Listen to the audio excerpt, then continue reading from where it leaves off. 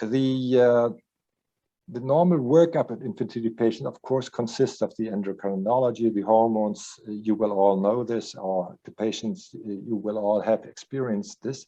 And then, of course, the andrology, the sperm count. And if there is a very, very clear-cut indications for treatment by IVS-ICSI because the sperm count is very low, then if there is no additional pathology, I think an operation is not mandatory. Just to rule out this idea, not everybody has to be operated on. And then there is the transvaginal ultrasound that is routinely used on all infertility patients. And this is the key point of looking at what to do in an operation, or if an operation has to be done at all. And I'll give you some examples for this. So we start, what kind of operation is done? In the diagnostical workup, you, in many instances, want to know about the patency of the tubes. And there is like a international differences in culture. If you go for the United States, they test the tubal patency normally radiologically, so they make a radiology, a hysterosalpingograph, or whatever. In Europe, we focus very, very much on operations like hysteroscopy, looking into the uterus, or laparoscopy, which starts diagnostically. We check the tubes by chromoperturbation, and then the philosophy is, if you find any pathology, as I said, most of the pathology will be known in advance if you make a nice ultrasound. But then the idea should be a one-stop strategy. So see and treat, make the diagnostical operation, and then continue whatever is necessary and perform the treatment and improve the patient's infertility problem. So now we start through the uterine pathology. This is an example. You see this photograph from an ultrasound image. Is very old, almost 20 years old. And this is the uterus. I hope you can see my arrow. And the endometrium is thick. It doesn't have a nice three-layer structure, but there is something inside that disturbs this uterus and the endometrium. And this is a polyp. If you perform the operation, the hysteroscopy, you will see this. So there is something in the uterus, and this is removed operatively by resection, by bipolar resection today. And so what is the idea of removing this polyp? Why does this polyp interfere with infertility? It's like a piece of something in the uterus that interferes with the implantation of the embryo. It diminishes the implantation rate, which is proven. So it's like, it's not artificial, it's natural, but it's like a little bit like an intrauterine contraceptive device that impedes the contraception. So remove a polyp, and then the fertility and the chances to become pregnant after embryo transfer, or maybe naturally, should be normal. Now, the technique for the operation for the surgeon has to take care of the other parts of the endometrium, not to destroy more than necessary. But in the basics, polyps, yes, you should remove them. And the same is true for myomata. A myoma, in contrast to the polyp, which is a tissue that comes from the endometrium, a myoma is a tissue that comes from the muscular part of the uterus. And depending on where the myoma starts, they are located in the uterus, intramurally on the outside. And those myomata who are in the inside of the uterus also interfere with the implantation. So they have to be removed, like the polyps have to be removed too. The myomata are differentiated as to where they started. And you see, if this is the uterus and this is the inside, this is the endometrium where the embryo has to implant, then of course those myoma who sit in the endometrium, up top of the endometrium, and deform the uterine cavity, they are bad for the infertility, and these type 0, 1, or 2 myomata have to be removed. If they are on the outside, this doesn't matter at all. You can discuss whether these myomata like type 3, who just touch the cavum and who just touch the endometrium, if they also have to be removed, or those who are large. So it's clear those on the outside do not have to be removed, at least not for infertility problems.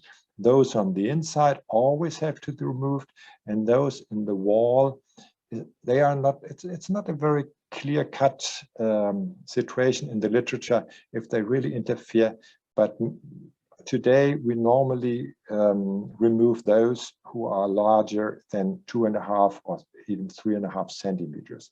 So most of the people remove these. Yeah, this is the myomata.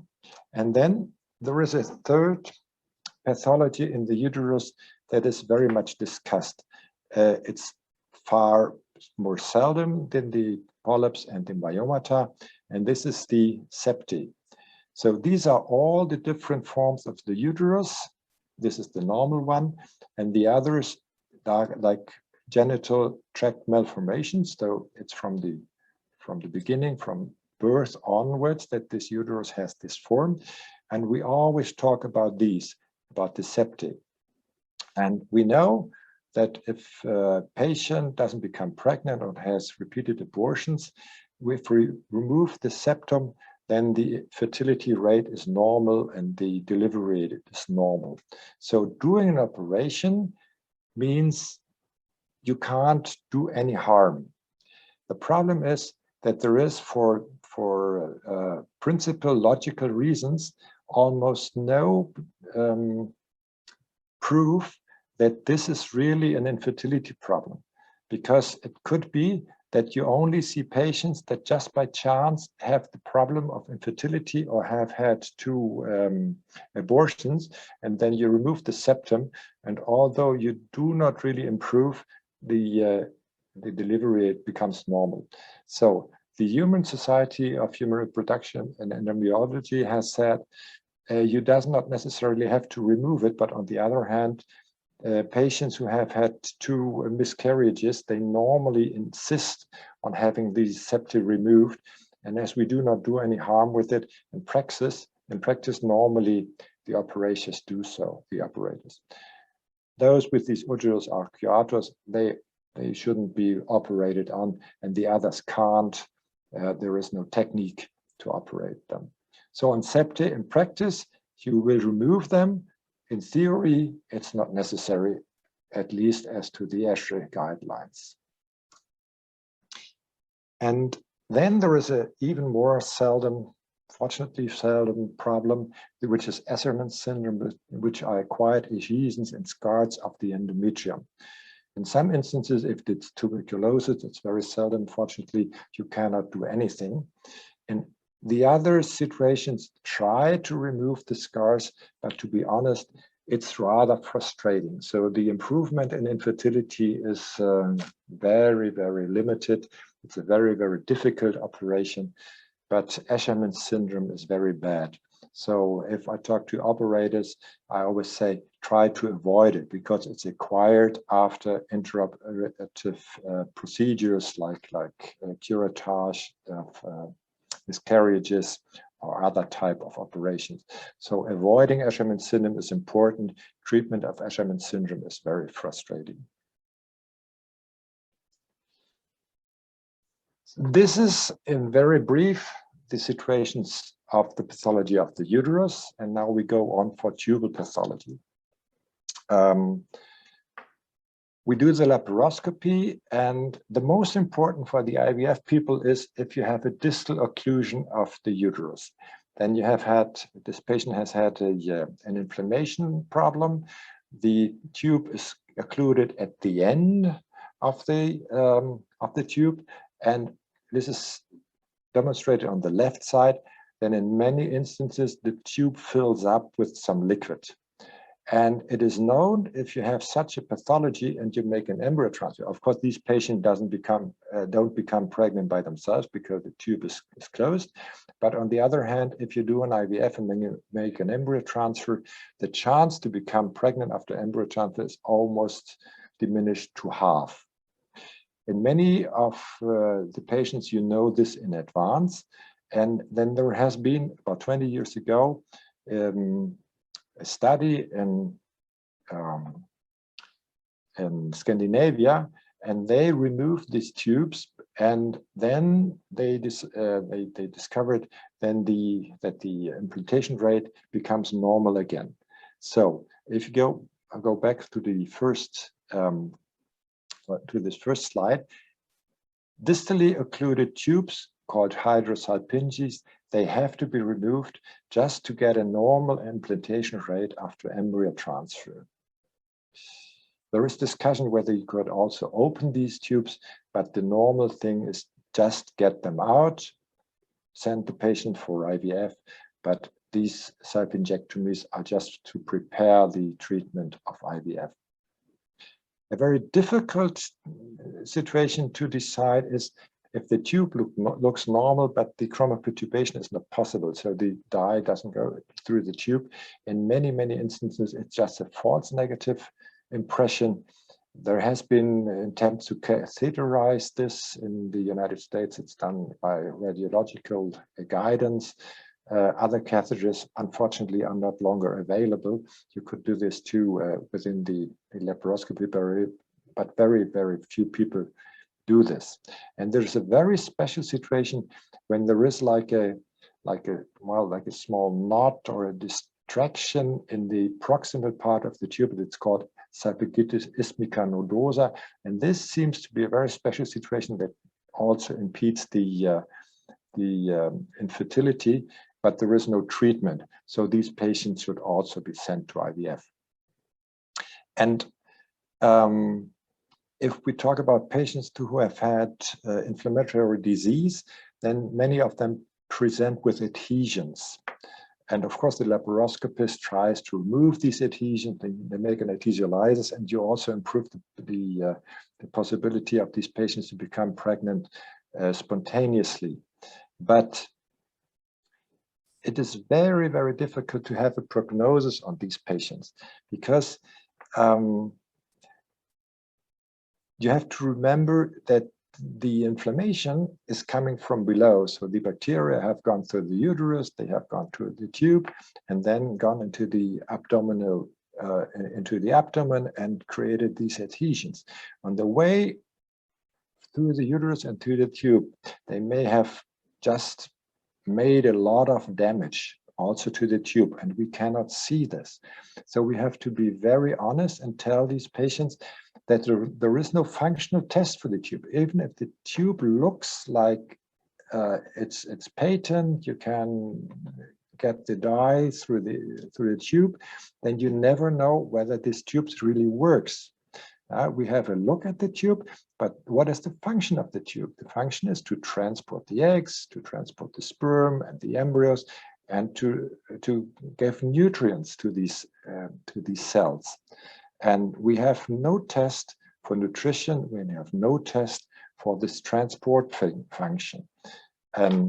So if there has been an inflammatory disease, please never trust these tubes. Maybe they look nice, but you never know whether they really work. So this is also a situation where going on for IVF, I think, is almost mandatory. Okay, so on tubes, distal occlusion has to be removed, proximal occlusion, false negative, and the adhesiolysis, you should done it, but have in mind functional test doesn't exist. Now for the last item, the last big pathology is endometriosis. In Europe, we believe that endometriosis is very important to to discover and to treat. And this is the reason why in Europe we always do these laparoscopies on infertility patients. And of course, it's a big item to talk about this, and there are many congresses on it. And to make a big thing short, let's start with the minimal endometriosis. Minimal endometriosis means revised American Fertility Society Group 1, some spots maybe. And if you look at patients that do not have any problem at all, that come to you because they are like 5 years old or 40 years old, they have 2 or 3 children and want to get in contraception by sterilization, then you also perform a laparoscopy.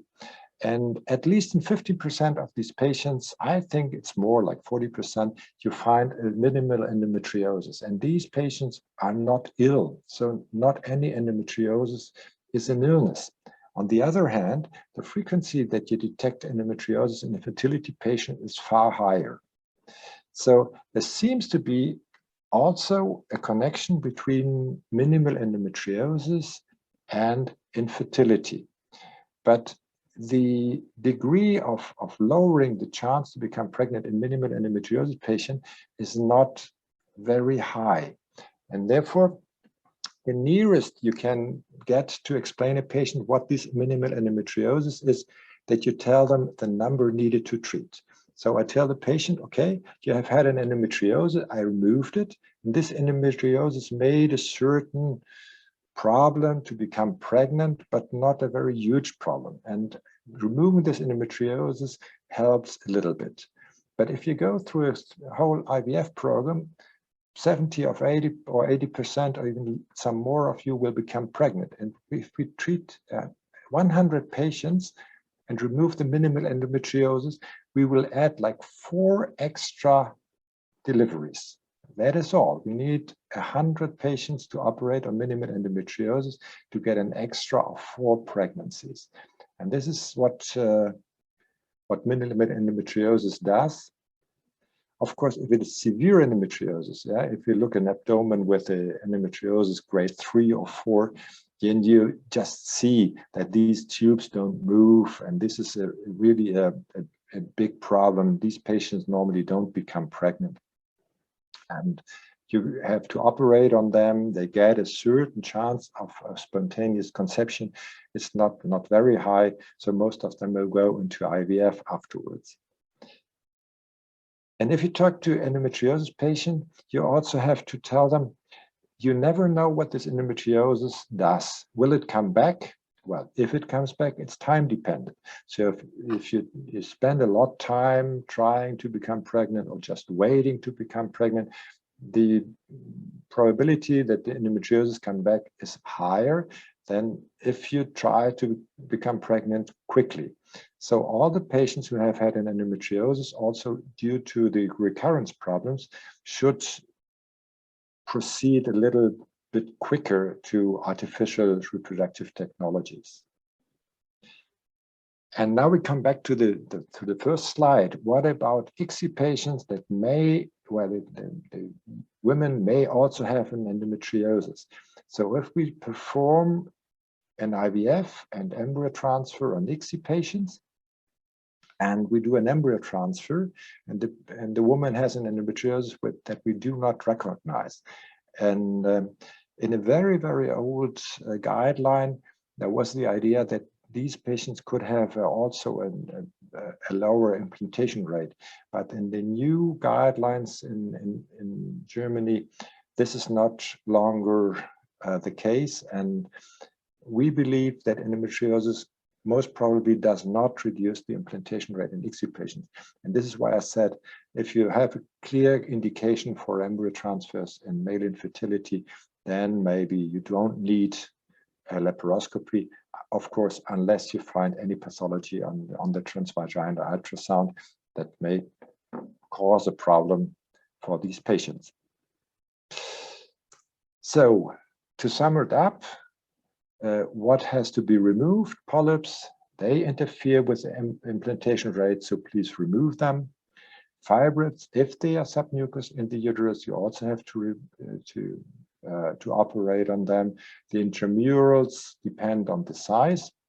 Septae, well, you can do whatever you want to do, because it's not proven that it helps, but on the other hand, it doesn't harm. So in practice, most probably the operator will just incise them. Asherman syndrome has to be operated, but it's very, very frustrating. And the tubal pathologies, and this is what we discuss in many, many instances, sectus alpingis, so tubes that are closed at the end of the tube, they have to operate it, and normally they are removed. Adhesions, there's try for spontaneous conceptions after the treatment, but not too long. And the endometriosis has to be operated, and but it only improves the spontaneous conception. It doesn't improve the pregnancy rate after embryo transfer. Yeah.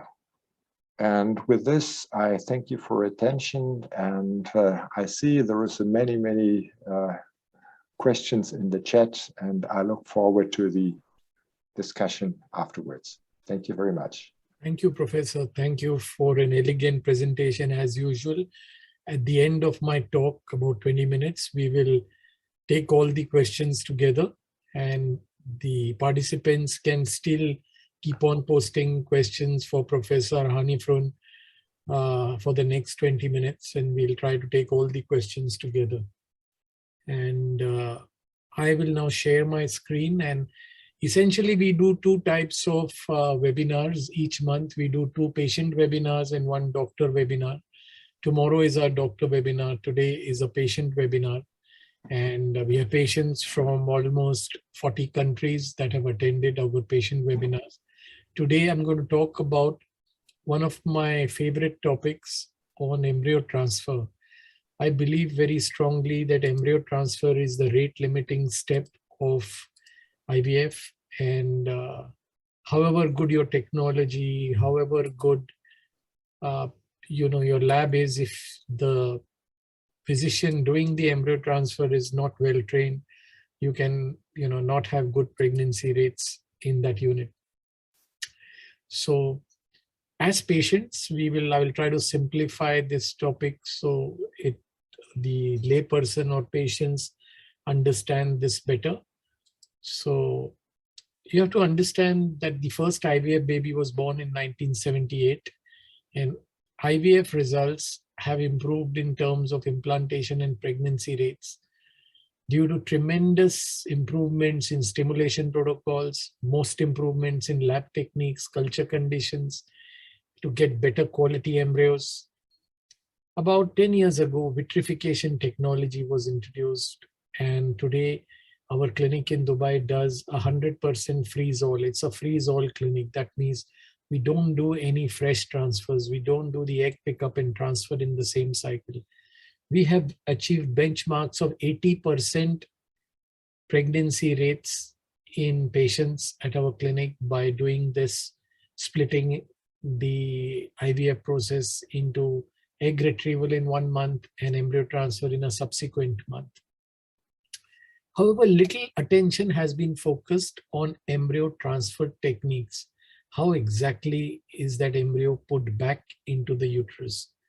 What are the problems? What do people face, and what should be overcome? I'm telling you, the rate limiting step of IVF is not, all the lab techniques, the culture media, the medicines can all be standardized, but good training to do an embryo transfer, do a good embryo transfer consistently is very important. So various facets of embryo transfer practice can improve implantation rates, but what is most important is to avoid excessive contractions and trauma to the endometrium. And this was told to us as early as 2001. Nothing has changed. So what are the variables that influence the success of embryo transfer? At the end of embryo transfer, you should not have blood either outside or inside the catheter. the softer the catheter, the better it is for higher success rates. We should never touch the top of the uterine cavity from inside.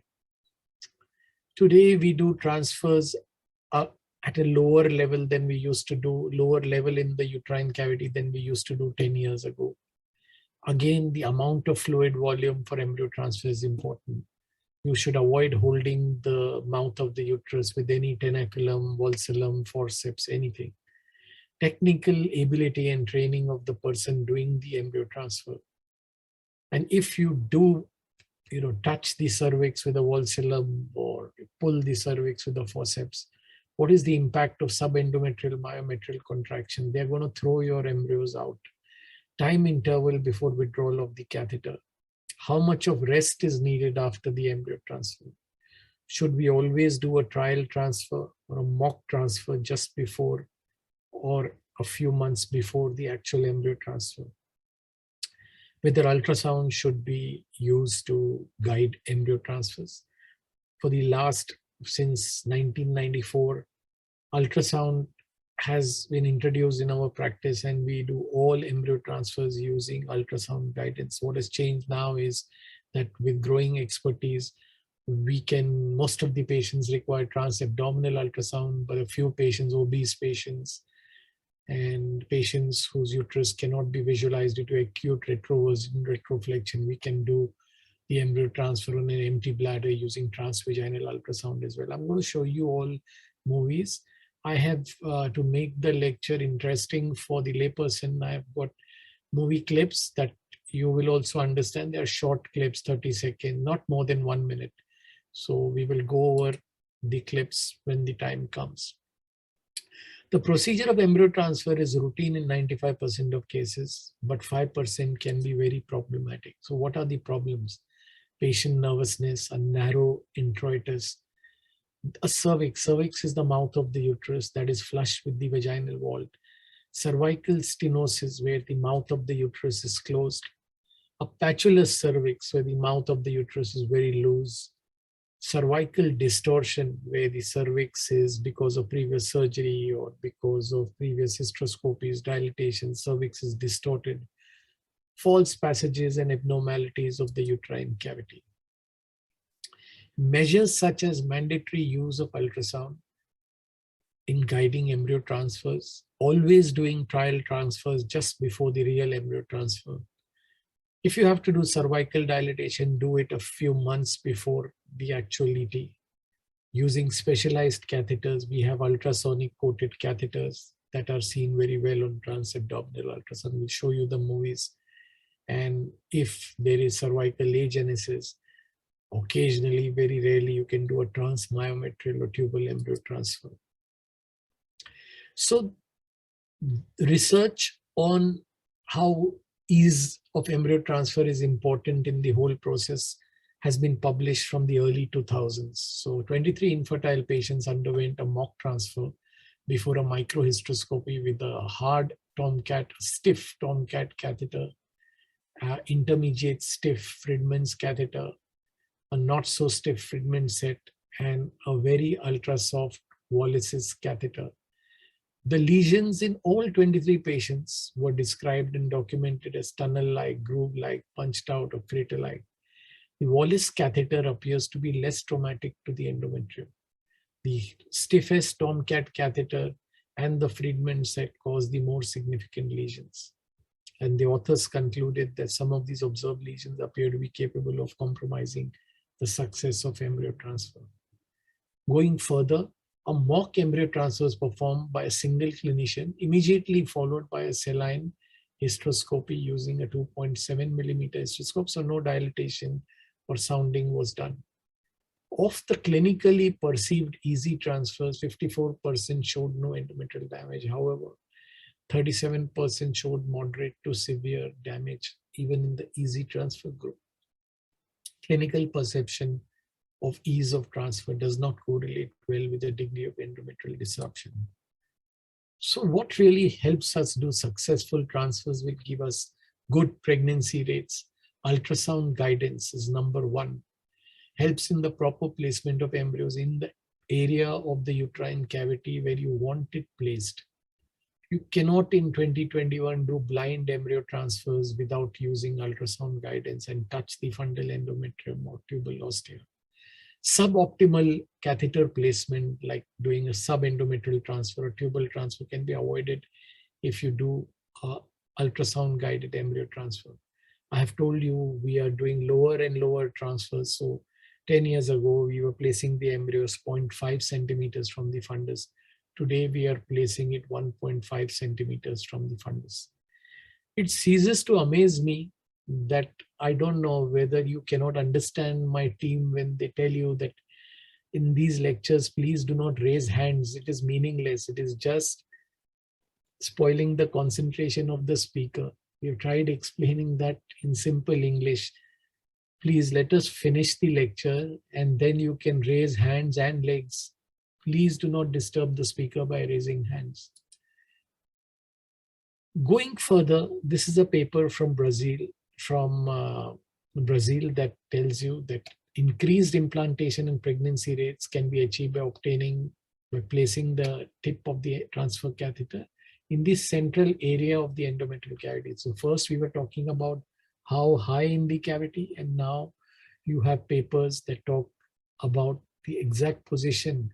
If it's a triple layer endometrium, so if it's in the middle layer, you have higher implantation rates. With ultrasound, we observe that when you do a transfer, you have the bubbles moving up or down. Bubble is the culture medium and air interface that is loaded along with the embryo in the catheter. And to tell you how it looks like, please focus in the square box. When I show you the video, I will try to use the pointer if you can see the pointer. So here is in the year 2004 an embryo transfer being done. This is a Wallace catheter, ultra soft. So 0.5 centimeter from the fundus. You take the catheter, watch this area in the top of the fundus. I have pushed the media, and after pushing, the air bubble and the fluid interface comes down. So although we push the embryo up 0.5 centimeter from the fundus, the bubble moves down. Watch it again.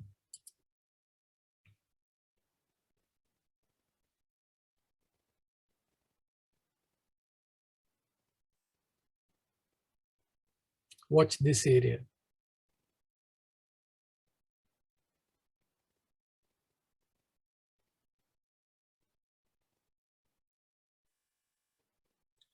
So we were very curious to understand that does the movement of the air bubble after an embryo transfer, is it related to pregnancy rates in any way?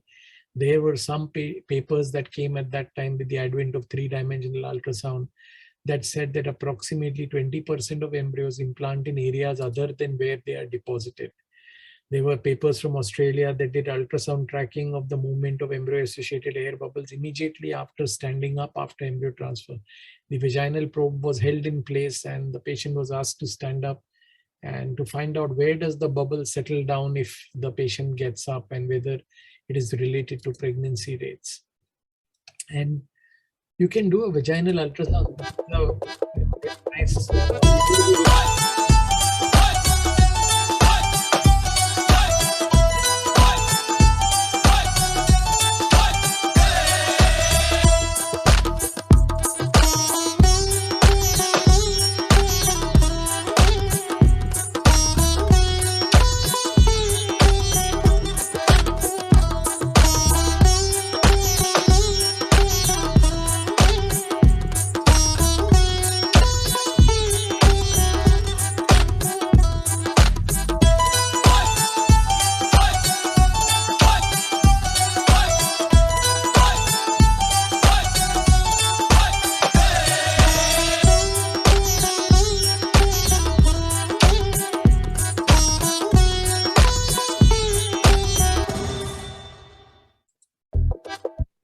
So should you withdraw the catheter immediately after you deposit the embryos, or should you wait for 30 seconds? So there have been papers as early as 2001, and there were no statistically significant differences in pregnancy rates between the two patient groups. So even if you remove the catheter, immediately after pushing the embryos in, there is no decrease in fertility rate. In 2004, Wallace introduced the ultrasonic contrast-coated catheters, the SureView catheter. This changed the way we practice IVF. Simply by using these catheters in the first year itself, our units, pregnancy rates went up by 10%. You can see the entire length of the catheter. I published the early paper, I think in 2005 in Fertility Sterility, where we called this a beacon in the uterus or a torch in the uterus. It is seen so clearly. I'm going to show you the video that will show you that, how clearly a SureView catheter looks like. You can see the entire length of the catheter.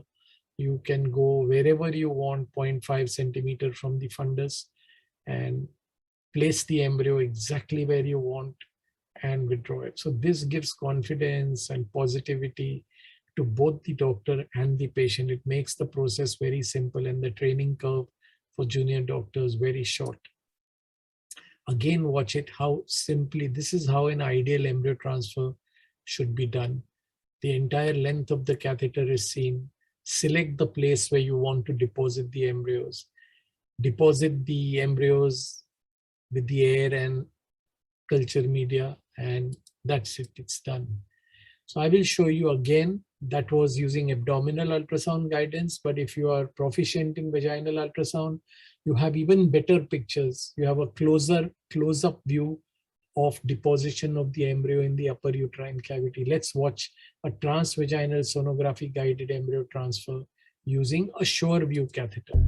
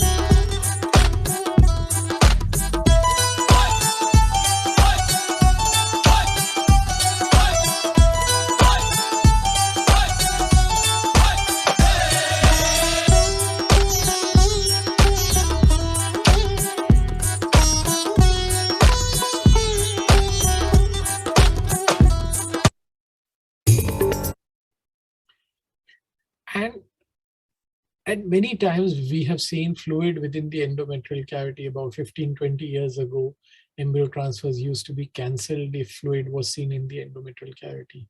But then we just started removing the fluid with an embryo transfer catheter, and many of these transfers were successful. But a nice paper came in 1996 from the UK, which showed that if you send the embryo transfer catheter tip for culture, for bacterial culture, a positive culture of the catheter tip, and you send cultures of the cervical mucus, they correlated. So that means it would be reasonable to assume that if you use something to wash away the bacteria contaminated mucus, you can decrease the contamination of the catheter tip and increase the pregnancy rates. Because this thick mucus at the mouth of the uterus many a times also traps the embryos, and you can have implantation failures at the time when you're introducing the catheter, when this mucus swamps the tip of the catheter and traps the embryos that are coming out. So we devised our own lavage technique in 96, 97, and we are still doing it. And I will show you a nice video. Sometimes fluid enters the uterine cavity, but flows back very quickly. So this is how we do the cervical.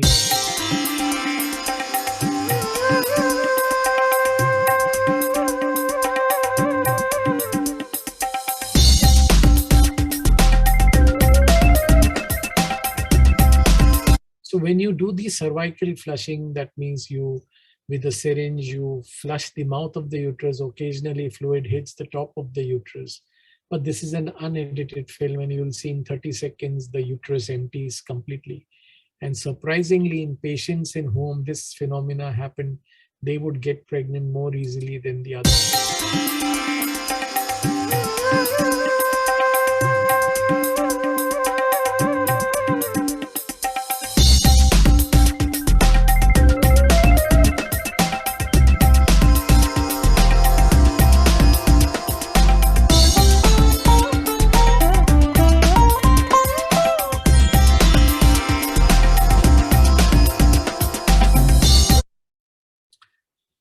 So what is the impact of this reflux of media in the uterine cavity? In layman's terms, it increases the likelihood of pregnancy. And this is for the doctors, so we won't spend much time. This is our standardized endocervical lavage technique that we follow. And before, this is the penultimate slide, that if you use an ultrasonic contrast catheter that can be molded or bent, then however difficult the cervical canal, you can make a difficult embryo transfer very simple by using ultrasonic catheters. You can beforehand measure the angle of anti-flexion, anti-version, and mold the catheter or bend the catheter and do a simple embryo transfer. Look at this difficult S-shaped canal and how we overcome it using a SureView catheter.